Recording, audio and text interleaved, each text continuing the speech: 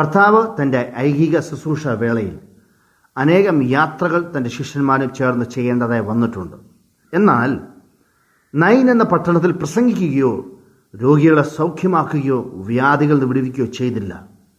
വേദപണ്ഡിതന്മാർ അഭിപ്രായപ്പെടുന്നത് നൈൻ എന്ന പട്ടണം ഒരു ഹിൽ സ്റ്റേഷനായിരുന്നു. ആളുകൾ ആ സ്ഥലം സന്ദർശിക്കുന്നത് പതിവായിരുന്നു. വൈദികനായ ലൂക്കോസ് എഴുതിയ സുവിശേഷം 7-ാം അധ്യായം.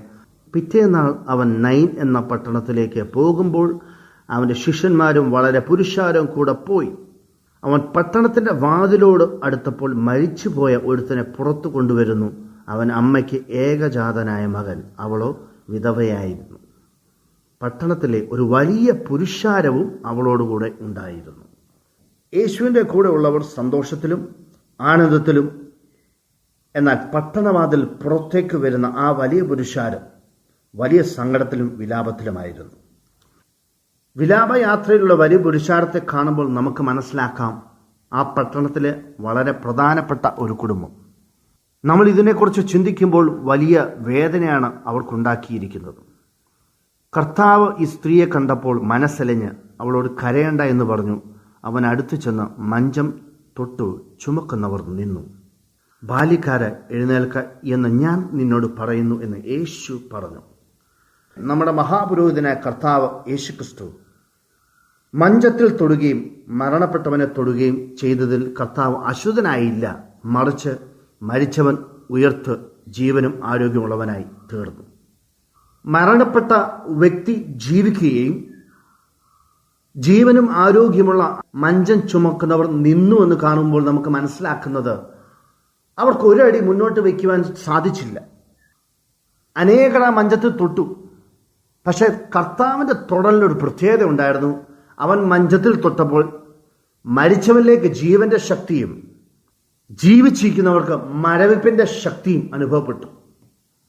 കർത്താവിൻ്റെ തൊടൽ നമ്മുടെ ജീവന് വേണ്ടിയോ അതോ മരണത്തിന് വേണ്ടിയോ നമുക്കൊന്ന് ശോധന ചെയ്യാം. നൈൻ എന്ന പട്ടണത്തിൽ കർത്താവ് യാദൃശ്ചികമായി വന്നു എന്ന് നമുക്ക് തോന്നാം, പക്ഷെ അല്ല. കർത്താവിന് എല്ലാത്തിനും ഒരു ഉദ്ദേശമുണ്ട്. കർത്താവ് അത് നിർവർത്തിക്കുക തന്നെ ചെയ്യും. കാരണം സകലവും കർത്താവിന്റെ നിയന്ത്രണത്തിലായിരിക്കുന്നു. കർത്താവ് കണ്ണുനീർ കണ്ട് മാറിപ്പോകുന്നവനല്ല. നിന്റെ കണ്ണുനീരിന് കർത്താവ് ഒരു പരിഹാരം തരും. അത് നീ ചിന്തിക്കുന്നതിലും അത്യന്തപരമായ പരിഹാരമാണ് നൽകും. നിന്റെ വേദന അറിയുന്നത് കർത്താവ് ഒരുവൻ മാത്രമാണ്. ഈ ലോകത്തിൽ ആരും നിന്റെ വേദന അറിയത്തില്ല.